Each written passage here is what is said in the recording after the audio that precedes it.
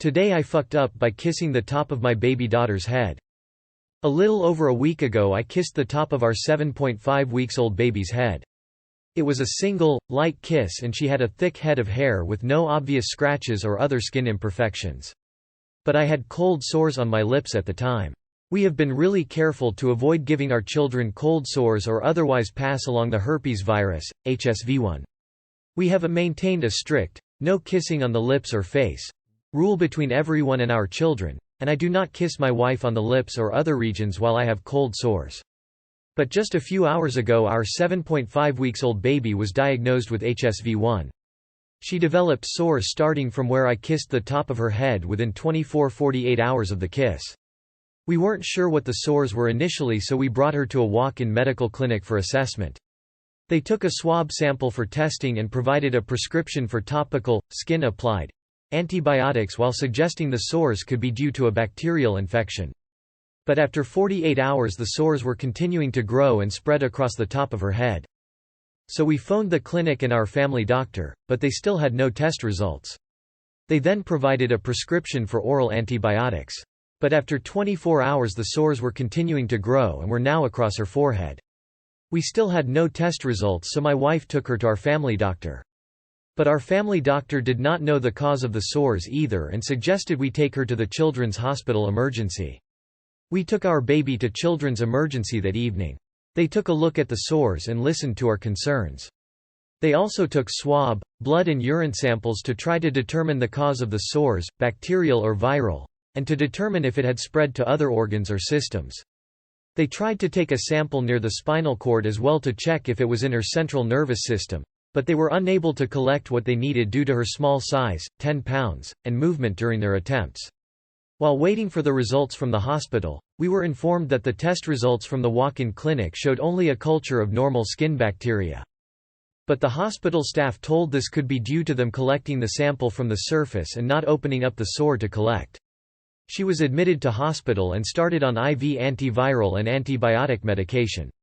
After spending 48 hours in the hospital we were informed that she has contracted HSV1 and that the sores may reoccur in the same region it started originally, top of head, or around the mouth. Different infectious disease doctors gave varying options on where the sores may appear in the future. They told us that she will need at least a week of IV antiviral as she is too young to take oral antiviral. My mom was infected with HSV1 when she was in grade 6, likely from her dad, and was hospitalized for a month. Apparently they thought at the time that she would die from it due to the severity of the response. And my older brother and I both were infected with HSV1 around that same age or younger from our mom, but we have had only recurring cold sores with no other major symptoms. I seem to get cold sores almost exclusively when I have a lack of sleep and thus put stress on the body, leading to a compromised immune system. Now our little girl has them despite our best efforts, and it breaks my heart.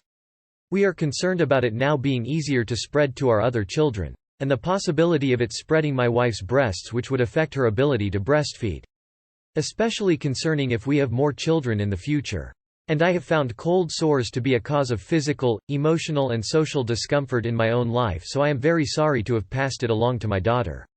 I had no idea that HSV1 could be spread through contact with skin. Growing up I only heard of it being through mucous membranes, lip-to-lip kissing, sharing cups and utensils, etc. And a few years ago I read that it could spread to breasts or genitals despite not being HSV2, genital herpes.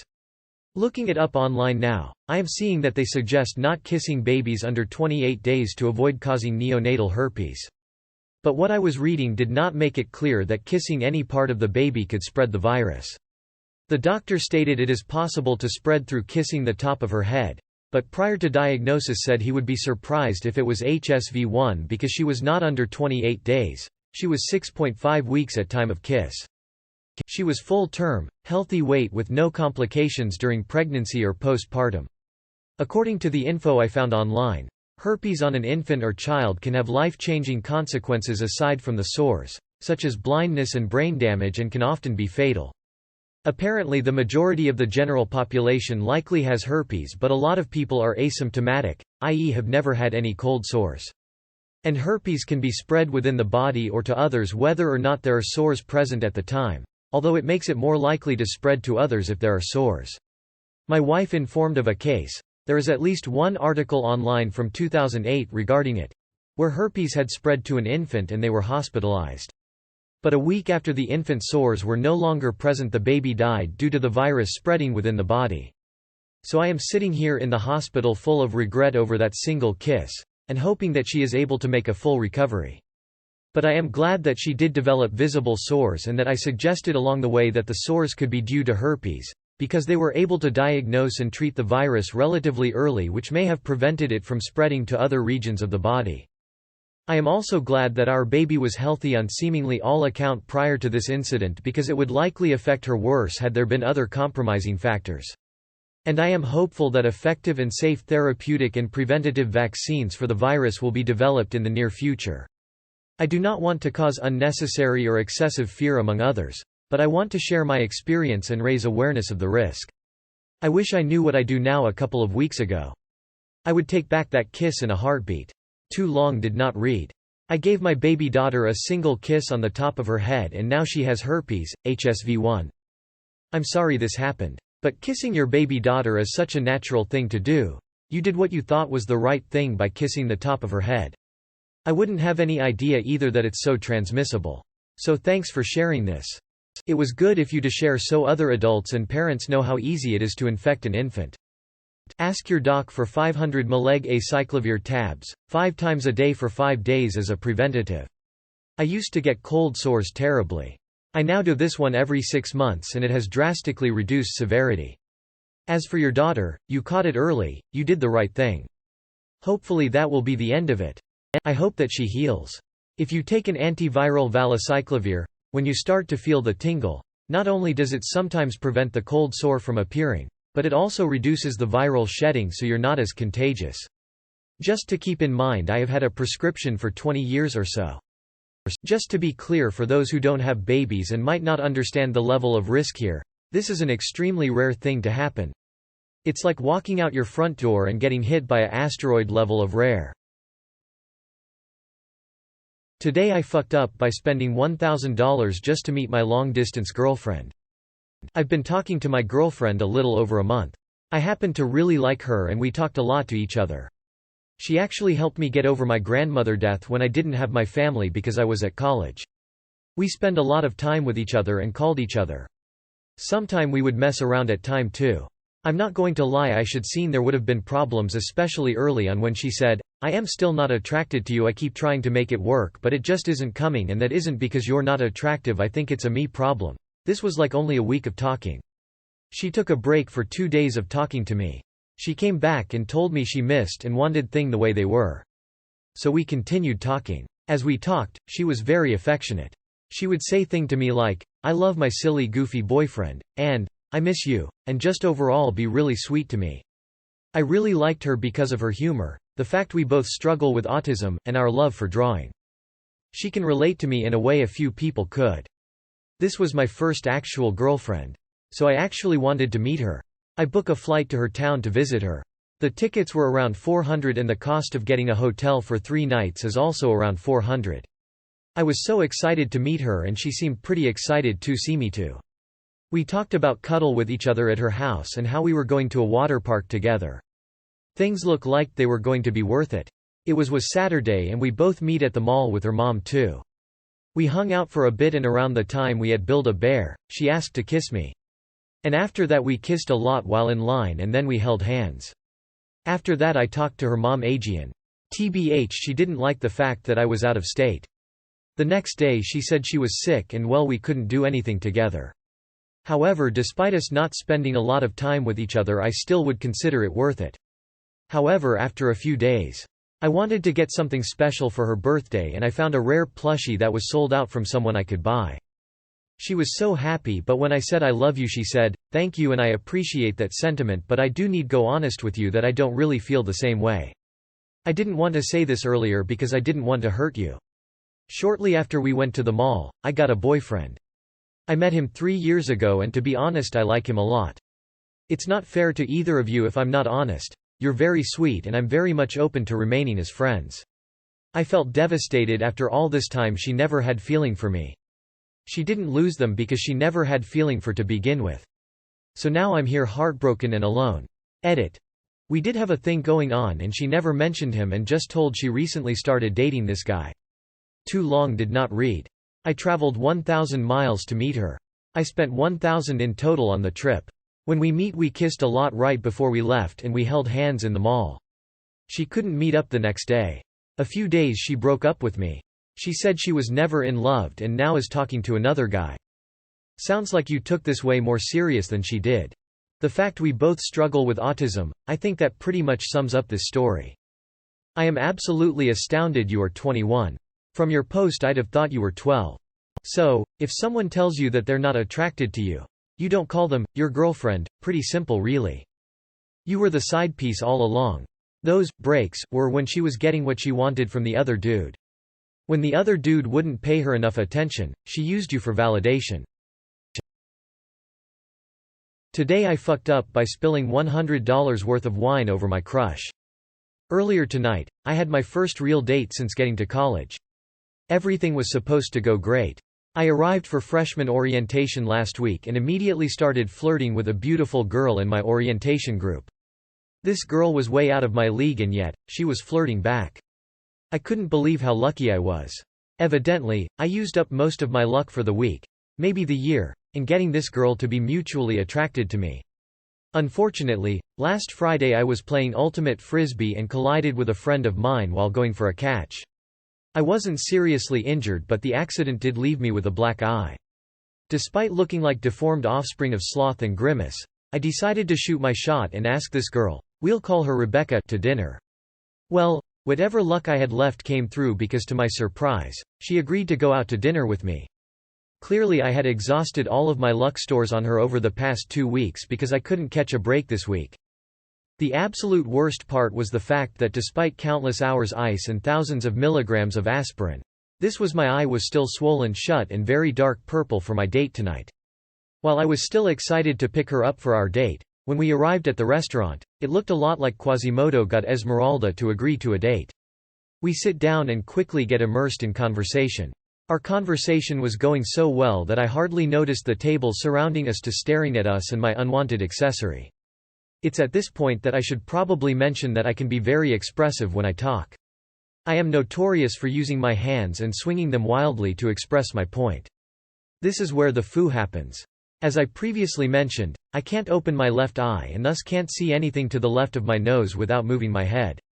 Unfortunately, this means I didn't see the waiter carrying a tray of full wine glasses walking past me when I wildly swung my arms in the air to emphasize a point. Regardless of the point, I ended up giving an uppercut to the tray and caused a waterfall of glass and wine. The world seemed to slow down as that waterfall fell in Rebecca's direction. Next thing I know, her previously white sundress was stained purple and she had a mortified look on her face. I apologized profusely to her and the waiter and tried to make sure they weren't hurt by any of the broken glass. Luckily she was fine, but did spend some time in the bathroom getting cleaned up. She came back in decent spirits, although the dress seemed beyond saving with massive purple stains all over it. After apologizing once again she actually started laughing and called me a goofy, but said she thought whole situation was hilarious. The rest of the date went relatively well, all things considered, and hopefully we can do it again. Task failed successfully? Too long did not read. I made me and my date match by uppercutting a tray full of wine. 1. Stop attributing to luck what you are responsible for. Something makes you attractive to her, she isn't dumb and didn't blindly fall into your lap. She made a decision to see what there was, if anything, between you two. 2. This isn't really a TIFU. You had an accident that made her laugh and endeared yourself to her more. You came out of the date for the better despite spilling a shit ton of wine. GIF. Giphy, 5YHFFUFQ6Z try, downsized. If she continues to see you, she's a keeper. Kudos to her for handling the situation so well. I'll be wishing you luck that she'll say yes to a second date. Offer to pay to have the dress cleaned, dyed to match, or buy a new one. Today I fucked up by losing my V-card. Just what the title says. I, 32F, effed up just last night by finally losing my virginity. All my girlfriends always spoke on how much they mostly regretted their first times, and now I get it. I was just significant other sick of not getting any though. Most men I kept getting involved with would turn tail and hit the bricks anytime I'd mention still being a virgin. So I thought to myself, repeatedly throughout this year, why not just finally jump some damn bones at this point? YOLO. I found a guy on Hinge we'll call T, 28M. Seemingly very sweet, very fucking cute, and we talk a while. We agree to meet up, see where things go. He comes to my place, I know, first meeting. What the fuck are we doing in 2023 having this occur at my home? And we start watching a movie. Things progress, we have a good time. Here arise the foos. I made sure protection was available. My virgin ass had condoms, but the things expired. T ensures me he has one. He never put it on though, but I do have an IUD implant. I idiotically let him shoot up my club with his microkids. Next, I didn't even get to come. Fine, whatever. I was prepared for that as from solo sessions throughout life. I already knew I'd be a complex case for finishing with a partner. Especially a first-time one. And finally, I get unmatched as soon as we exchange our post-coital pleasantries on Hinge once he arrived back home. Too long did not read. Wanted to lose my versus card, was a horny lass and got that, plus an immediate ghosting and potentially, a bonus IUD miracle baby. I feel like a massive idiot sandwich and I want to die. Feel free to make all the jokes in the comments. I could sure use the laughs. Edit. Humongous thank you to the kind internet strangers who awarded me gold, platinum and other awards. Yellow heart and thank you everyone for your kind words. They've truly helped me feel more okay with myself today. I did not think this many people would give as fuck about this post. Lol also for those mentioning STIs and screenings. I'm absolutely going to see my gyno this week. Yes, the potential of having one or more is also on my foo list. I figured it went without saying. Finally for those that are ignorant of how women's bodies sometimes work, yes. A previous virgin with an IUD implant. Because I have the displeasure of having a ridiculously horrific and irregular period that causes big-time life interruptions, unless I have my IUD in. Gotta love Mother Nature. Smile. Was it really worth losing your wizard powers? I know it's your first time and it was unprotected, but don't stress about the IUD miracle baby. Those things are the castle walls of birth control, especially the copper. That's the most 2023 story about losing a virginity possible. Keep your chin up, dear. You're 32. You got it over with in a very quick and easy manner. Now, if you're up to it, you can start exploring the entire world of sex. Make up for lost time. Have fun. Don't forget possible STD raw dogging randoms. Title should read, TIFU by losing my V-card.